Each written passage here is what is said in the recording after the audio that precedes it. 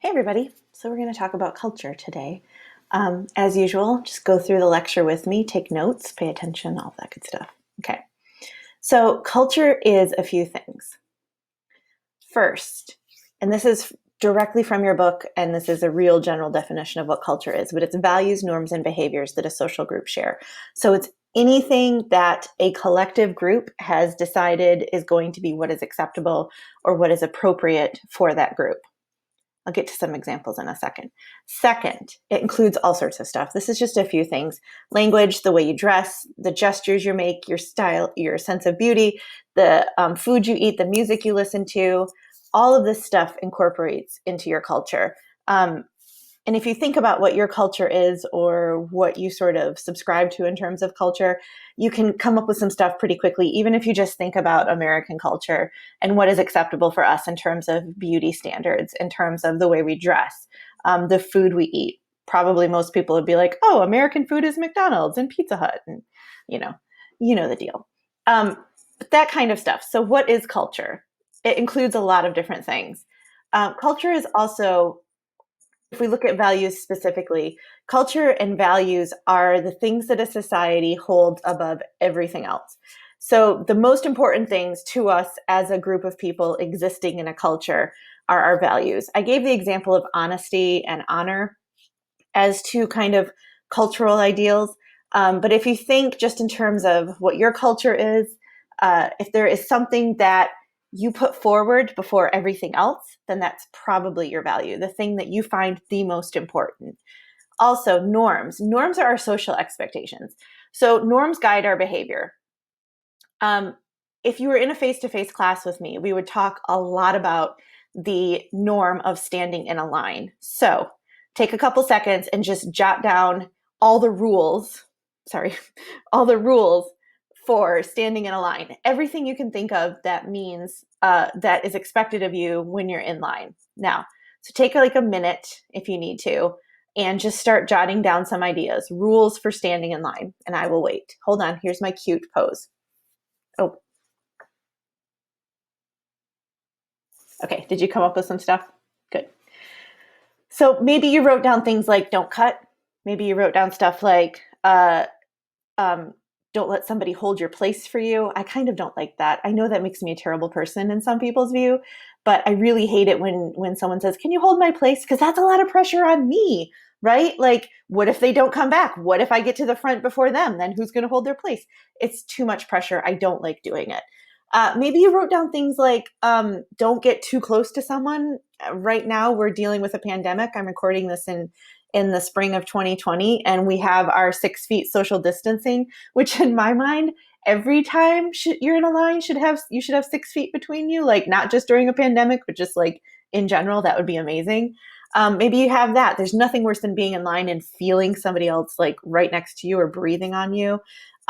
Maybe you wrote down things like don't pull out your phone in line, which I think all of us probably do. And all of us are annoyed when someone is on their phone and not progressing the line forward. These are all social norms. These are all things that we have decided as a group, as a collective, are what is expected of us, just baseline stuff. Taboos. Taboos are tricky. Taboos are restrictions on our behavior that are formed by a culture. So it's not like it's a written law. Sometimes it is, but most of the time it's not like it's a written law. It's just something that you're not supposed to do, that is seen as a little bit wrong. And sometimes it's shocking. Sometimes it's really kind of out there. Like if you've ever seen a person who has like face tattoos, right?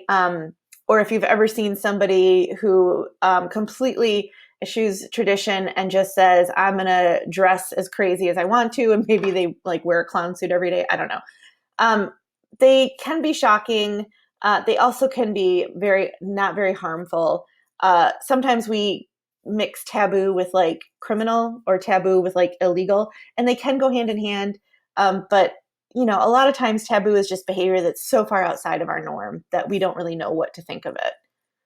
So when we're talking about culture, one of the things I want you to take away with talking about culture is that to change a culture is one of the most difficult things we can do as a society. It is so hard to do. If you look at just the history of race in the United States and how far we've gotten in like teeny tiny little itty bitty steps. So we have rights and laws and things that have passed that try and protect people of color, but it's kind of like 2 steps forward, 1 step back, 2 step forward, 1 step back. Same if we think about the advancement for things like LGBT rights and women's rights. People have been fighting for these things for a very, very long time. Changing a culture happens very slowly. Just think about, for you, where you are in terms of thinking about equality. So we could take that in terms of race, gender, sexual orientation versus your parents and your grandparents. So if you, for example, were to say to your grandparent, hey, this person is transgender, that may just go right over their head, right? Where you are in a place now where you understand what that term means. And that change had to happen extremely slowly and very painful, teeny tiny steps. So remember, changing a culture is tedious and it takes a long time and it's very difficult to do. However, there is one exception to this, and I'm going to give you 3 examples. You may not get it if you. I'll explain it at the end, but here's 3 kind of examples. Do you know who that is?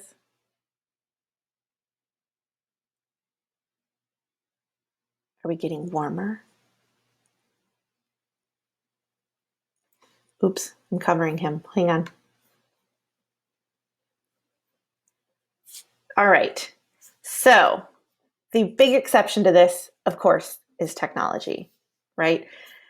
We have, as a culture, embraced technology to the point where we all have computers in our phone or in our pockets. When I was back in the day, when I was, this young person in high school, which really was not that long of a time ago, one of the things teachers used to say was we'd get the TI calculators, the TI-81 calculators, and they would say to us, you have to learn how to use these because you're never going to have a calculator with you everywhere that you go. And in fact, one of the famous sayings teachers used was, you're never going to have a calculator in your pocket. You're going to have to learn how to do this stuff by memory. Well, I mean, now I can take my phone out at any minute and do any assortment of mathematical things on it if I wanted to, right? Technology is the exception to cultural change. We've embraced it. We've embraced it quickly. It's even led some researchers and scholars to say, okay, so when does it end? Like at what point has technology gone so far that we are giving up a lot of privacy, that we are not considering how this is impacting us, like in terms of our health, our well-being? Is it great that we stare at screens all day, every day? Is it great that, you get that little report if you have an iPhone that says your weekly screen time is X amount of hours? I always get that and go, why is my phone shaming me? Like, why is my phone decided to say, hey, dummy, you were on me too long this week? Technology is maybe one big exception to cultural change. All right. When we study culture, there are 3 or 4 things we try to avoid. First, cultural relativism.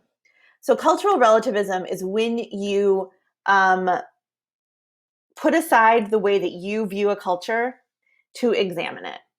So it is setting aside stereotypes, pre-existing beliefs, thoughts that you've had, knowledge that you may have thought was certain, right? Remember we talked about the sociological imagination and pulling back the layers, right? Setting aside what you think you know, having an open mind, all of that, suspending your belief about a culture in order to examine it, rather than going into that culture with your own kind of baggage and saying, well, in my country, we do X, Y, and Z, and I can't believe they don't do that here, right? Or in my society, this is how we handle these types of things. I can't believe we don't do that here. I'll give you an example of this in a second. Ethnocentrism. So ethnocentrism is when you look at another culture through the lens of your own and you judge it.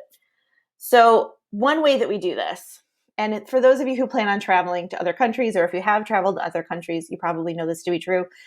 This tends to be one of the places where people tend to be the most insulting and put their foot in their mouth. So I have 2 examples of one of cultural relativism, one of ethnocentrism. With ethnocentrism, So in 2007, Cameron Diaz, the actress, if you don't know who she is, she's an American actress. Um, Google her. We all have Google. She was in Peru. And being an actress and being famous, paparazzi followed her to Peru on her vacation. While she was there, she was carrying around a messenger bag. I think I have a picture of it. Yep, here it is. She was carrying around a messenger bag that had this symbol on it. And what she didn't understand was that the symbol was a Chinese symbol that meant serve the people. So while she was walking around Peru, the Peruvian people were kind of being a little cold with her. Like they weren't really receiving her very well. And of course, being an actress, she was like, why don't they like me? And she actually asked her guide, what's going on? And the guide said, well, it's your bag. Your bag is a problem. And she was like, why? What's wrong with my bag? Well, what she didn't understand was that the mantra serve the people was a mantra the Chinese used while they murdered tens of thousands of Peruvian people historically. So she was walking around with this bag that had this cool symbol and these cool characters on it, which as Americans, we take Chinese symbols and put it on anything and everything, and we think it's no big deal, right? Abercrombie got in trouble a few years ago because they had a Buddha on a t-shirt that said, rub my belly for good luck, and appropriating that felt wrong, which I'll talk about appropriation in a minute. So this is essentially like she was walking around Auschwitz with work will set you free on her shirt or on her bag. It was very, very bad, right? But in America, we don't think twice about this. This is ethnocentrism. What is acceptable in one culture, assuming that it's going to be okay in another. Cultural relativism. So cultural relativism also can play into, if you're just sort of within your own nation. I like to give international examples for this.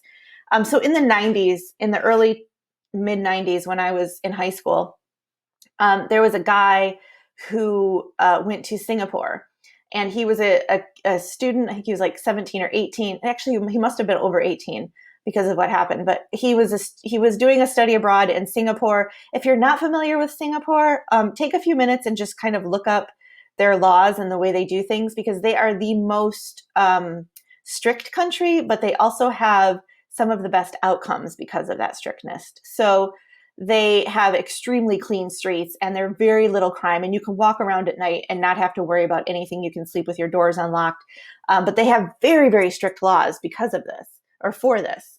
So this guy went out with his friends one night and thought it would be totally funny to throw eggs at a car and then graffiti it a little. And in Singapore, this is just not done. Like even in the US, of course, we don't want people graffitiing and egging cars. But in Singapore, the punishment for doing that is caning. So like a cane, like pretend this pen is a cane and you get hit with it. So you're getting lashed by the cane. His punishment was 5 canings across his bare buttocks and legs. And that was what was going to happen to him. Now, this caused a lot of commotion in the US because there's two camps. There were some Americans who were like, this is not our laws and our culture, and this is not the way we handle this problem, and this is torture, and this is violent and brutal, and you should not put this kid through this. And then in other cultures, in Singapore, they were like, tough, like, dude did something wrong. This is what happens in Singapore when you do this, and this is going to be how we handle it.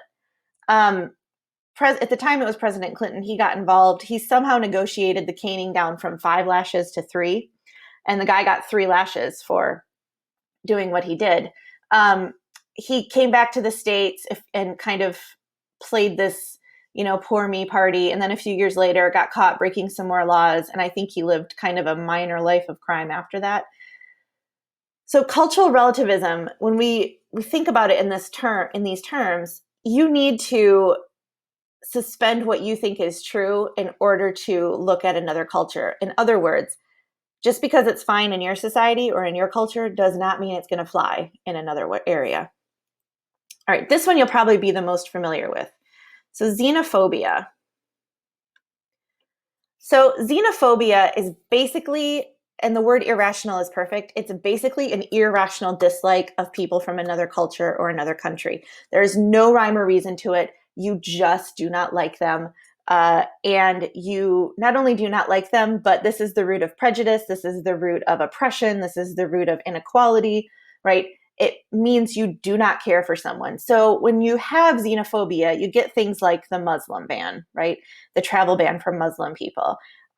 You get things like people having very strong stances against immigration and coming up with ways to oppress people at the border. It's a complete irrational dislike of another culture, another country. All right, so I mentioned this a little bit, cultural appropriation. This may be familiar for a lot of you. Cultural appropriation gets tossed around a lot in our current sort of society, and I'm kind of glad that it's become one of those terms that have made its way into our zeitgeist. So cultural appropriation means that you're borrowing an element of someone else's culture and sort of making it look like it's yours or saying it's yours. So when I give this example in class, a lot of people bring up Kim Kardashian. Okay, first of all, as a caveat, and this is a small rant, and I'm sorry, but it should take about a minute. But I've never seen Keeping Up with the Kardashians. Like, I've never seen a whole episode of it, but I did see like a clip once, and I don't even remember how I ended up seeing it. But Courtney found, or not Courtney, Chloe, super tall one, right? Chloe, like, you guys can answer me. Chloe found like cocaine or something in the dressing room of her store, and she was like flashing it around on her radio show. And the radio show said, "Oh, you got to go have a drug test now because we don't know that you're not doing cocaine." So here's the thing. If you've ever had a job where you've had to have a drug test, I have, right? You basically strip down to your bare minimum clothes. They check your pockets. And I went in without shoes on. They gave me like these gross hospital flip-flops. And I had to keep the door open. And there was a woman outside the door. And like, you couldn't flush, like nothing. You basically went in and did your thing and came out. So she goes in for her drug test. And she carries in like a massive like messenger bag full of stuff. And they're like, "Okay, head on in and take your, and pee in your cup." And she like has this huge bag. And I was like, okay. Now I will believe a lot of reality television is real when, sometimes, but this is not real. And this show is so fake. Anyway, that's the end of my Keeping Up with the Kardashians rant. But I do have a point. So I guess a few years ago, Kim Kardashian, or a year ago, made a bunch of shapewear. For those of you who do not know what shapewear is, it's the stuff you put under your clothes that's supposed to make you look like less, I don't know, chunky. I think it's silly, but and it was appropriated from stuff that African American women had been wearing. Cultural appropriation. When you take something that is somebody else's and kind of someone else's culture or tradition and pass it off as your own. Here's another example. One of the shows that's big is this show Naked and Afraid. So I guess the premise for this is that you go off into the wilderness for X amount of days and you're completely naked and afraid, obviously. But, and you have to survive in the wilderness for a certain amount of time. Well, it's basically appropriated from a lot of tribal and Aboriginal community life, which is not that they are naked and afraid. They're just living their lives and doing, being themselves and doing them. And here an American show comes in and says, "Hey, we're going to make this into this cash cow, this money-making machine of being naked and afraid," when in reality, you're appropriating something that is someone's culture and someone's way of life. That's cultural appropriation. All right, different types of culture. There are 3. Sorry if I'm making you seasick by moving my head all the time. I hope I'm not. Dominant culture. You heard my Christmas rant in another lecture. I will try and keep it brief. But dominant culture is the values, norms, and practices of a powerful group. So dominant culture is the culture that has the most impact on who we are and what we're doing. It has the most, if this were like an Instagram story, it had the most views or the most likes, and it has the most power. Dominant cultures have the most power. So I talked about Christmas before. Christmas is definitely definitely a dominant culture, right? You can't escape it. It's there whether you want it or not. In the United States, Christianity is probably a dominant culture, right? Because our money says, "In God we trust." We have in our Pledge of Allegiance, "One nation under God." If you don't believe in God, kind of tough. You got to spend money. And you don't have to say the pledge, but when you're growing up, you kind of have to. So a dominant culture is the culture that has the most power and can impact the most amount of people. Subcultures, so if dominant culture is like the umbrella, like the top of the umbrella, subculture falls just underneath that. So subcultures are when you still benefit from a dominant culture, but you've tried to break off into your own way of life while still kind of getting the benefits of the dominant culture, but coming up with your own distinctive way of doing things. So for example, people who wear religious clothing, who may not fall under if we're looking at Christianity, it may not fall under the umbrella of Christianity, but are still benefiting from the idea that in America we can present our religion in all of these different ways. All right. The complete opposite of all of this is counterculture. So counterculture rejects and opposes values and norms. Countercultures say, we're going to do it our own. We're going to do it all by ourselves, all on our own. We don't need you coming up with a whole new way of life. Peace out. Like, see you later. Don't let the door hit you on the way out.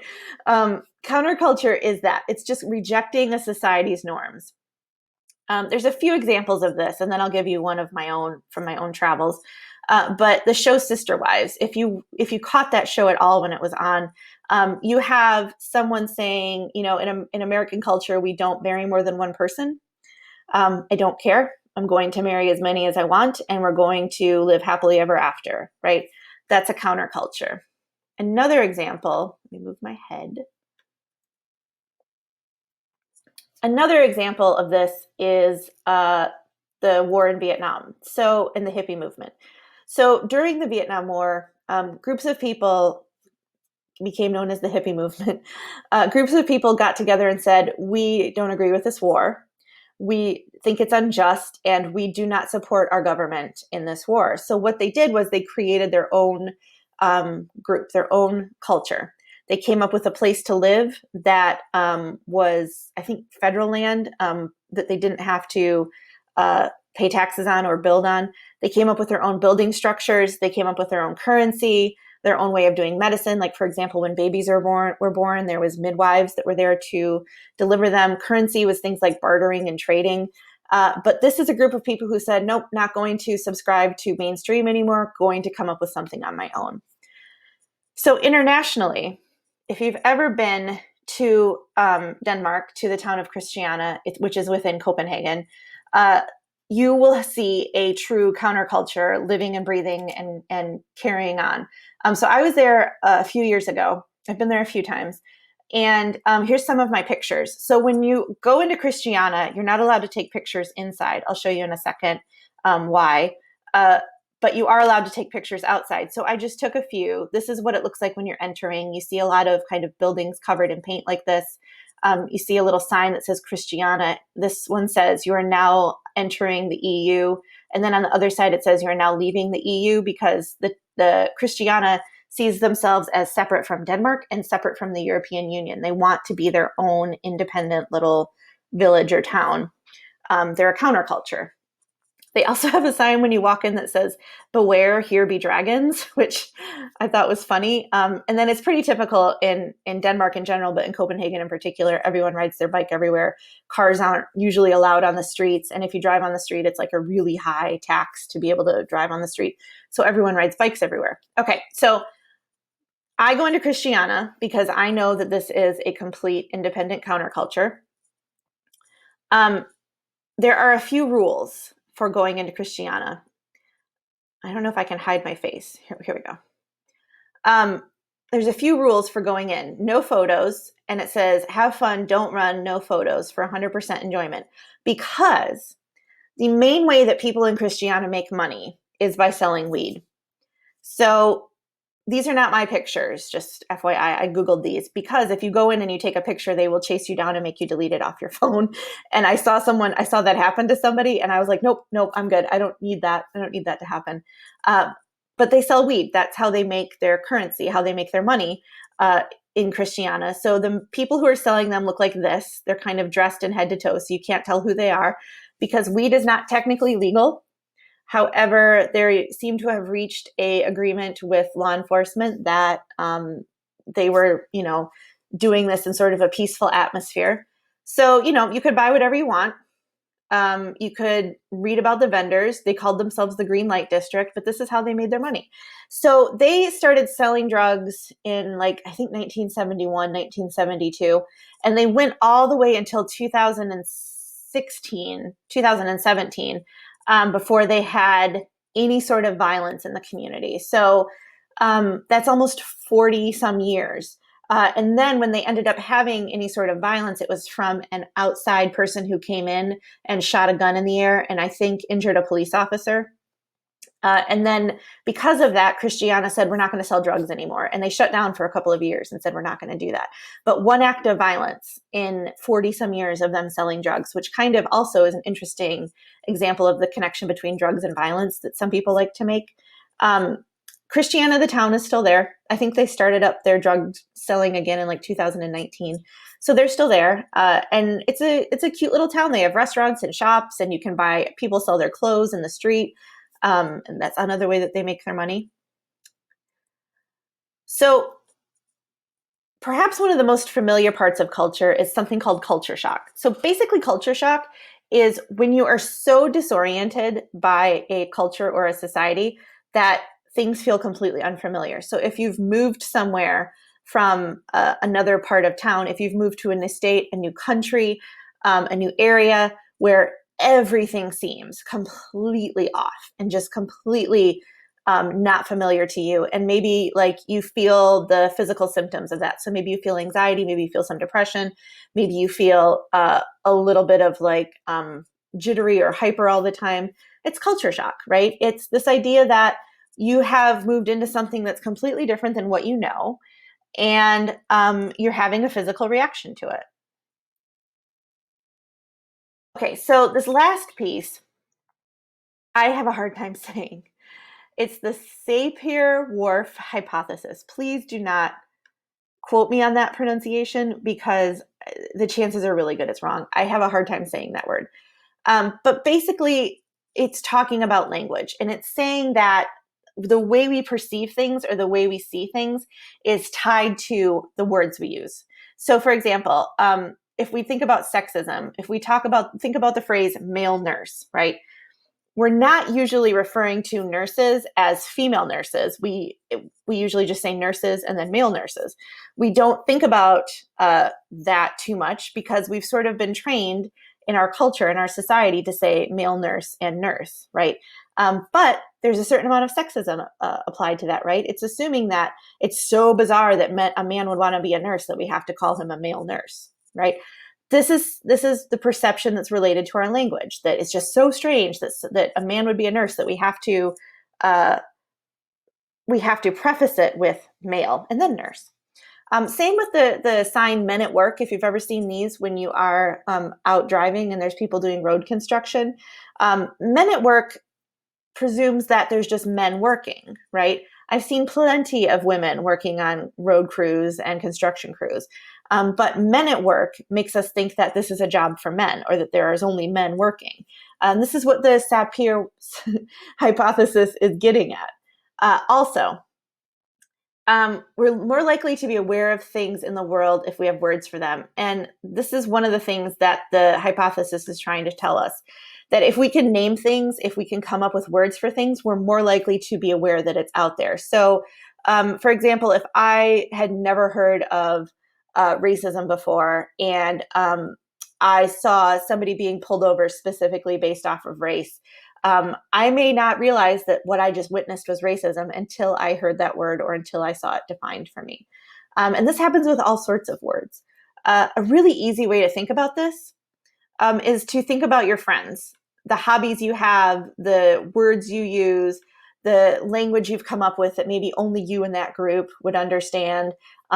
Maybe you've come up with words or phrases that are complete nonsense, but that make perfect sense to you. For example, my husband and my nephew, who's 7 now, came up with the word shabanga, which they also reference as baboom boom. You're all going to want to use shabanga now. But that's their word. It kind of means like good job or way to go or I'm awesome, right? But for them, that makes perfect sense. Another way to think about this, I like to use the example of Wakanda. Now, if you're not a Marvel fan, if you have not seen Black Panther, I'm very, very sorry. This might go over your head. However, if you have not seen Black Panther, like, it's on the Disney app. Like, please go watch it. You will not regret it. Even if you know nothing about Marvel movies or superheroes or anything like that, I promise you the visuals alone make this movie worth it.